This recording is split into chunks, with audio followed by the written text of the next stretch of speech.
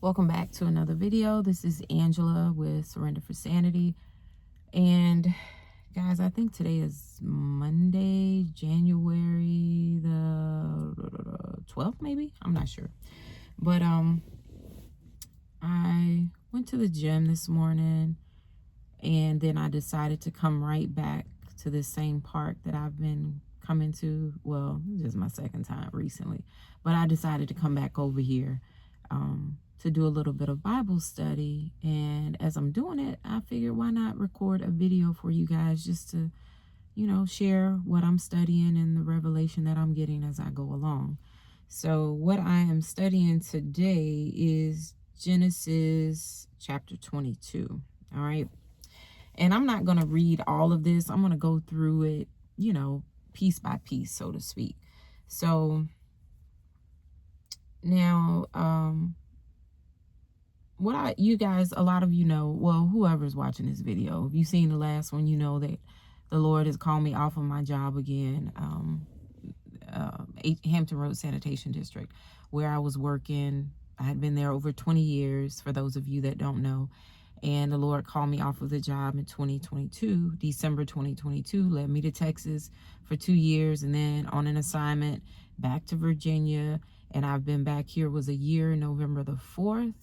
And he led me back to the job on November 10th, called me back off on December the 29th. So here we are again. So basically what I'm speaking on here lately is our transitions and just the testing and the different warfare that you deal with in the midst of your transitions and testings. All right. So Genesis 22 is talking about Abraham being tested. And just to start off a bit, it says, sometime later, God tested Abraham. He said to him, Abraham, and here I am, he replied. Then God said, take your son, your only son, whom you love, Isaac, and go to the region of Moriah. Sacrifice him there as a burnt offering on a mountain I will show you. So just as we go through this, I wrote a few notes just to start off, but as we go forward, there are some things that I'll speak on that I didn't write down. But I will say this. The first point is this: sometimes God will ask you to give back the very thing that he gave to you. Now, I spoke on that in my last video about, leaving the job, and that is true. Sometimes God will ask you to give back the very thing he gave you. And that's part of the testing that you may experience. And it's really sometimes just to see how much you trust him. So, and then I would beg to differ to ask, what is your heart posture like in the midst of that testing? I can be honest with you and tell you my heart posture was not, or has not been, the best, because I have felt triggered along this journey. When God led me to Texas and he had me to quit my job with the city of Plano, I went into a real hard season of testing where he had me just relying on his divine provision in that season. And it was tough. It was really tough. I'm not gonna lie. I didn't want to do it, but hey, it is what it is. So I'm just being honest with you about it. And it's not always easy. So a lot of times, we'll see people out here on their journey. We just see the limelight. We see people when they're coming out, shining like pure gold. But we don't see what it's like when they were being refined. We don't see that, the shaping, the molding, and all of the things that people have had to go through. And I think a lot of times we need to speak on that. And I'm not coming from a place of a hardened heart or bitterness. I'm coming from a place of truth, for the simple fact that going as a disciple that has gone before you, to help you understand that you can trust God, and so that you will know what to expect. Because sometimes just knowing what to expect can be half the battle. If you know what to expect, you know how to handle things. You know that God, he loves us, that he is faithful. His very essence, his character is that of love. He is faithful, and we can trust him.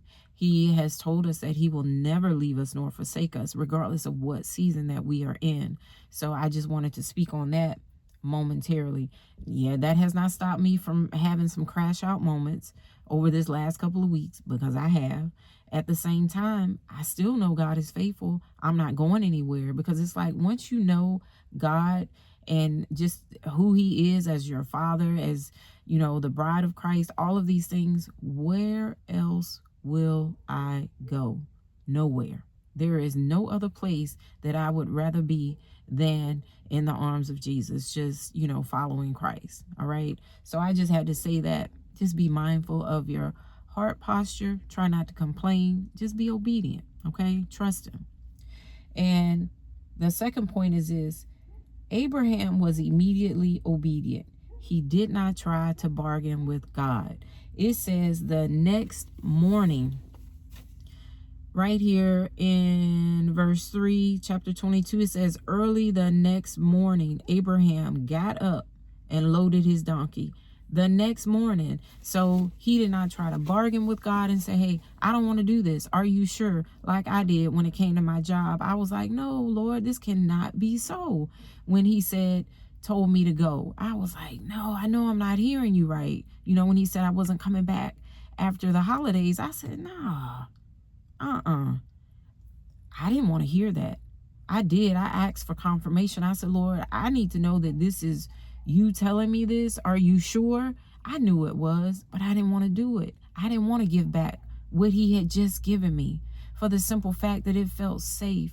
I felt secure again. But the thing is, our safety, our security, our provision, the resources come from God. He is the source to all things, not the job that we're working. And I'm not saying we're not supposed to work, because we are. That's just a way of life.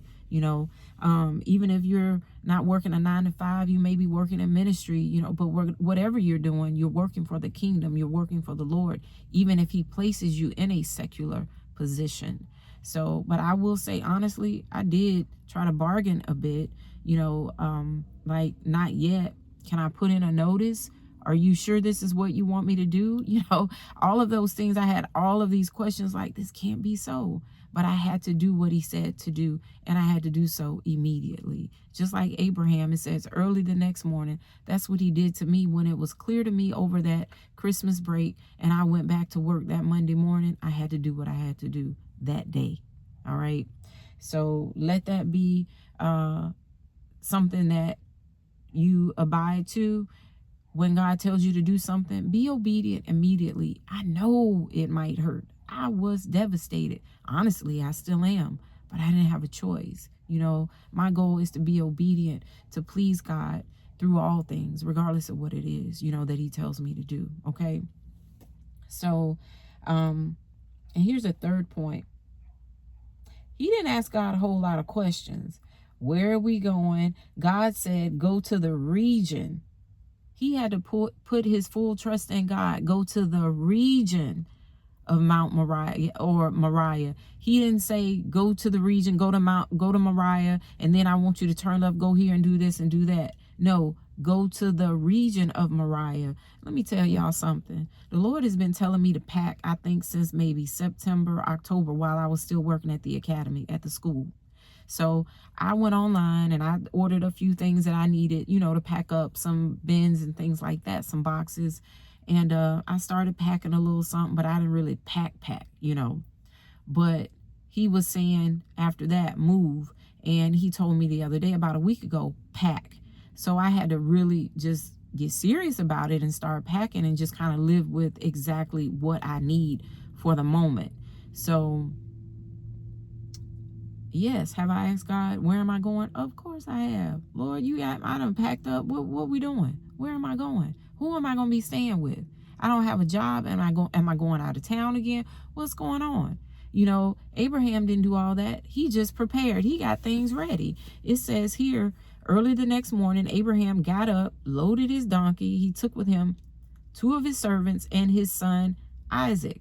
When he had cut enough wood for the burnt offering, he set out for the place God had told him about. So that's what I had to do, just get myself together, you know, start preparing my stuff. So when God says go here, I can just load it up in my truck and go to the place that God is going to tell me about.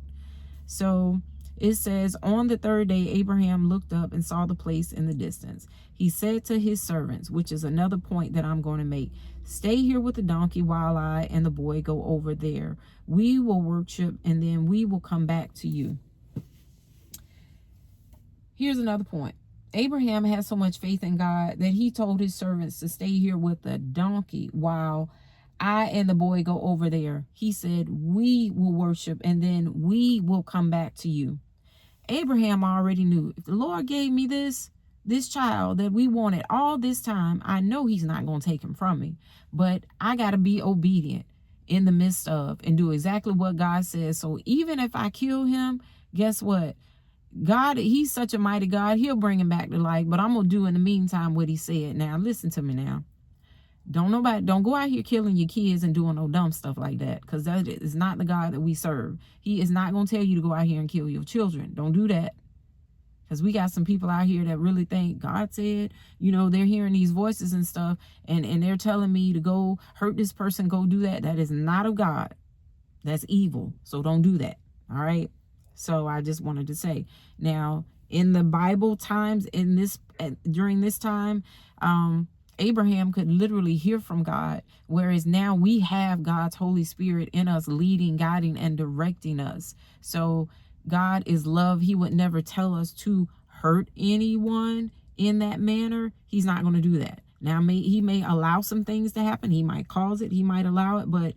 And I don't want to contradict myself here. So I'm just saying, don't go out here and kill nobody, kill your kids. I've seen too many people doing this stuff on social media, in the past or on the news, killing their kids, saying that God told them to. I don't think so. That's some other stuff going on. All right.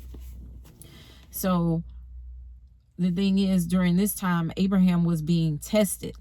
He was being tested. All right. That was a test.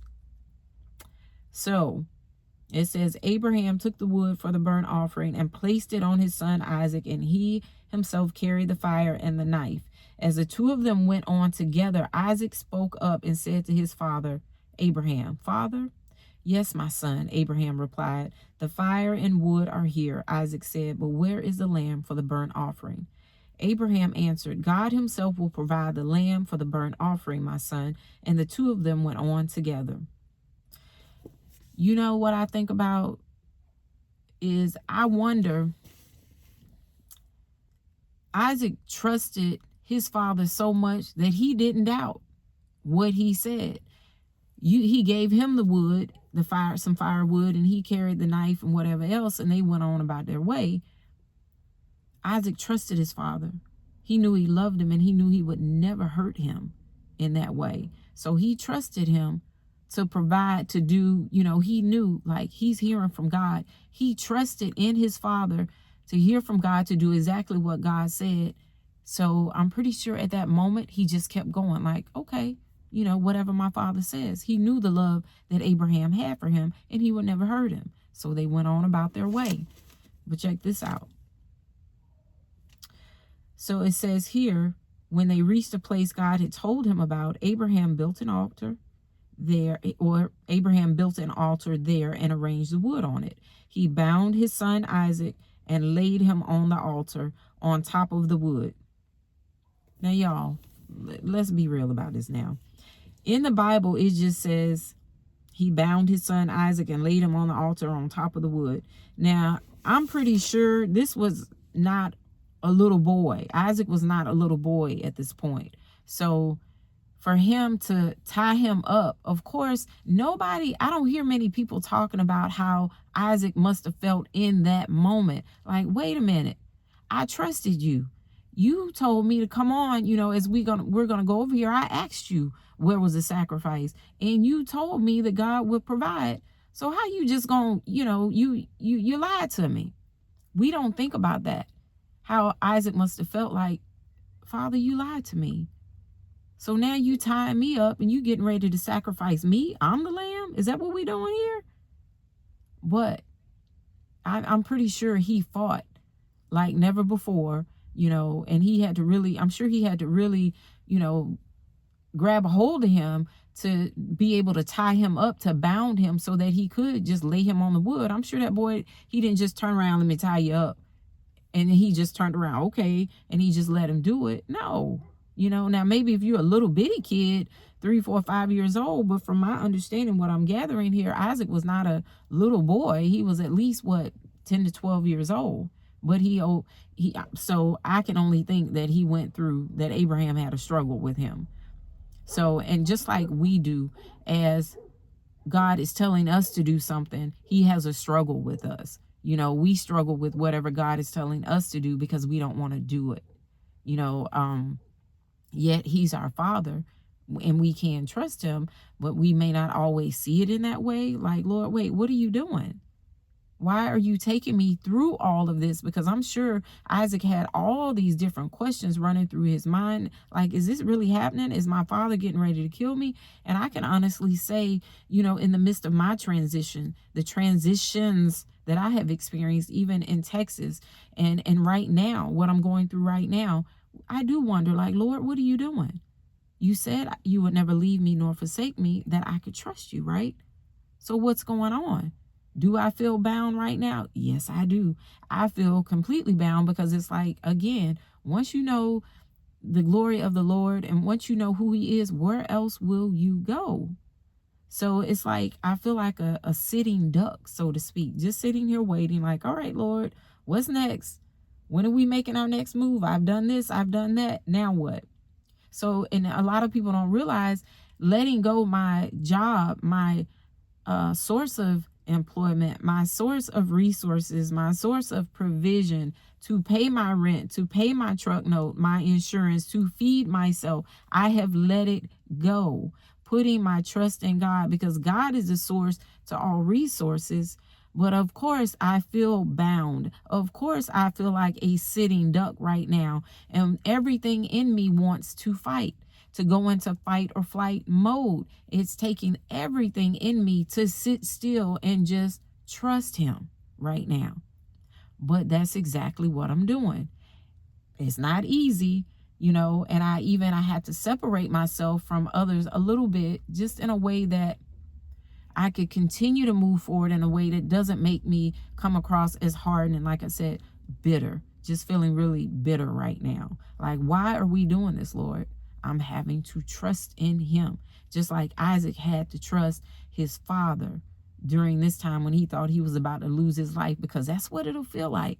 I'm going to be real. The testing that God will put you through, it'll feel like you are losing your life, your livelihood. When you lose your livelihood, then it's like, what's next, Lord? I've given it up for you, but God's got you. Just like Abraham, guess what? There was a ram in the bush. And that's what I want you to know today. There is a ram in the bush.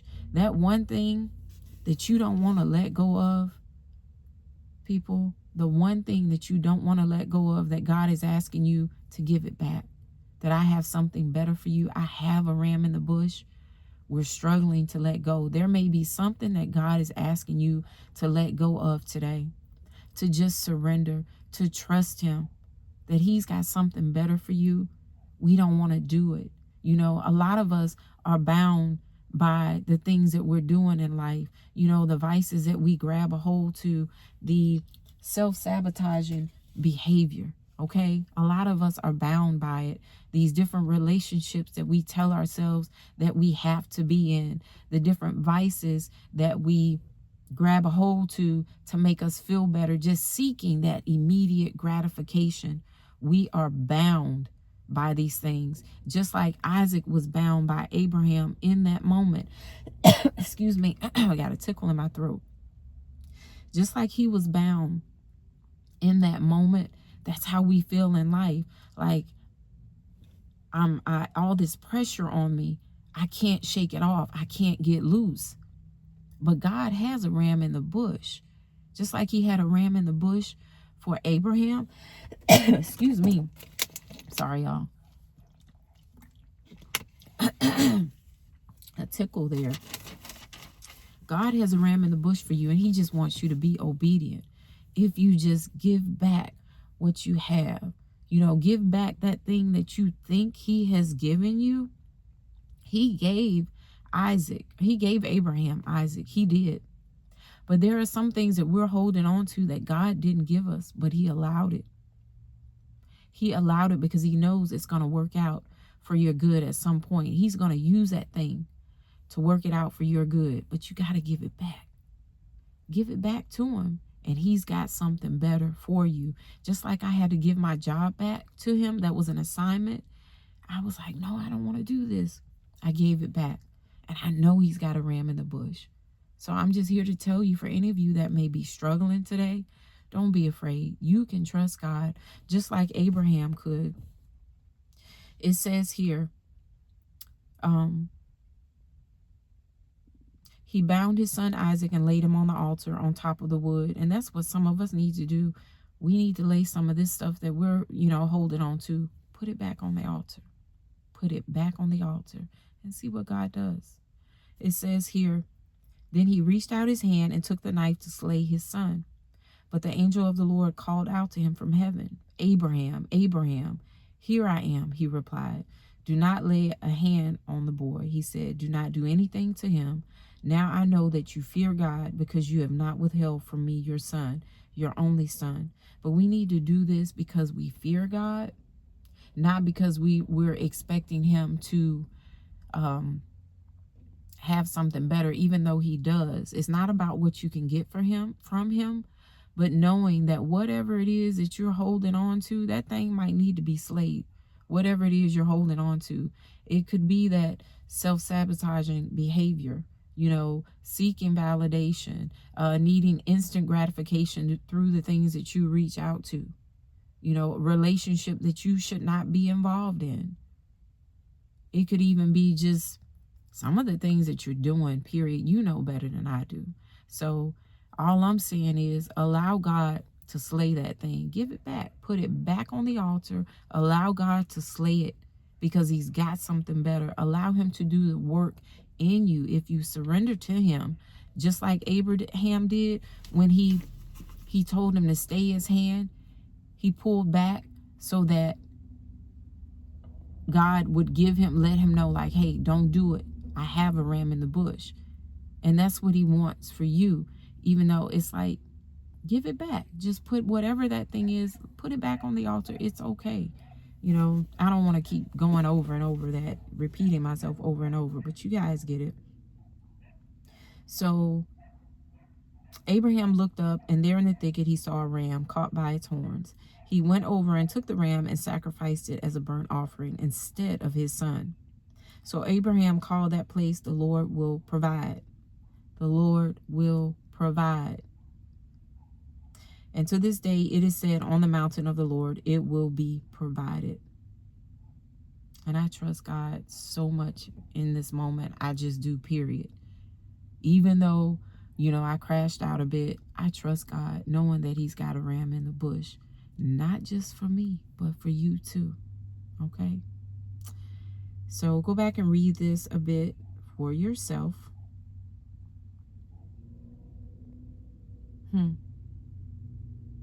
It says here, the angel of the Lord called to Abraham from heaven a second time and said, I swear by myself, declares the Lord, that because you have done this and have not withheld your son, your only son, I will surely bless you and make your descendants as numerous as the stars in the sky and as the sand on the seashore. Your descendants will take possession of the cities of their enemies, and through your offspring, all nations on earth will be blessed because you have obeyed me. Then Abraham returned to his servants, just like he said, we will be back. And they set off together for Beersheba, and Abraham stayed in Beersheba. So I'm here to tell you, obey God. God has so much more for you. All you have to do is obey. Just surrender, just like Abraham did, and obey. He's got a ram in the bush. All right, guys. I'll talk to you later. See you next time.